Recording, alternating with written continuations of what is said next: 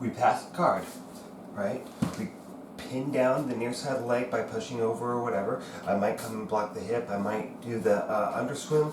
I reach for the head. I establish that contact. I can either back step or I can slide this leg through and come around to the side control position.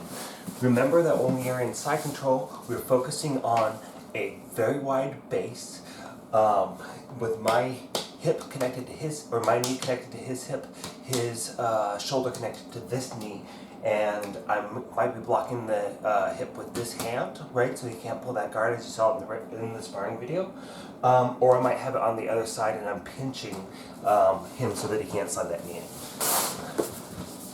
My connection is through this hand undercooking the head. I'm grabbing near his armpit, and just kind of this fingertips kind of just sitting there. It's not like I'm trying to grab muscle or anything like that.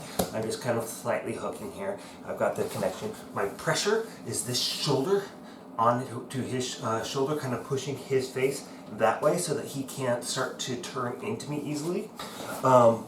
My connection, we just talked about that, and I'm rooting the floor with that wide base of my knees. So I'm trying to get I actually think about getting my butt down to the arches of my feet, not onto my heels. So I've got that nice wide base both in the front and the back.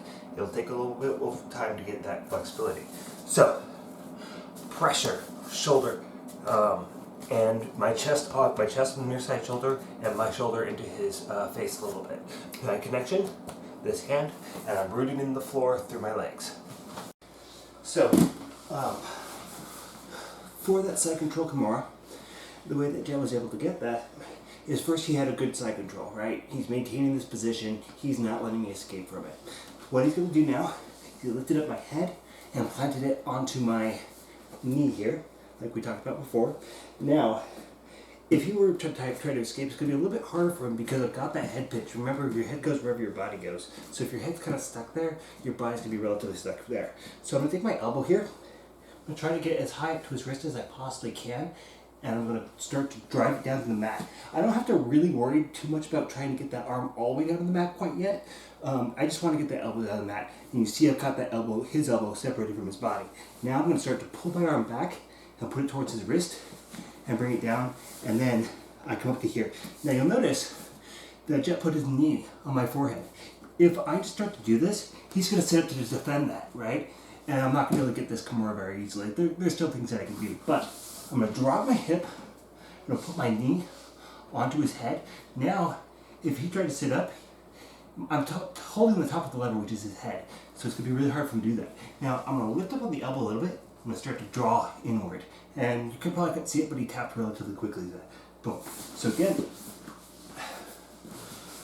for this one, I'm going to take, notice that my hand doesn't leave his shoulder until his head's already up. I start to flip up, and I just use my arm to kind of scoop that up. I'm not necessarily trying to, like if I kind of let go here, I've lost a lot of my connection. He's going to be able to fight this a lot more. But because I never break that connection, he's a lot stronger. Or this is a lot stronger. So, I'm going to come up, top of the lever, I'm going to drive his arm down, and I'm trying to be as close to his wrist as I possibly can, right? I'm going to drive my elbow to the mat, and then I'm going to start sliding down that arm, start working this in, boom. And then from here, drop my hip, control, and finish.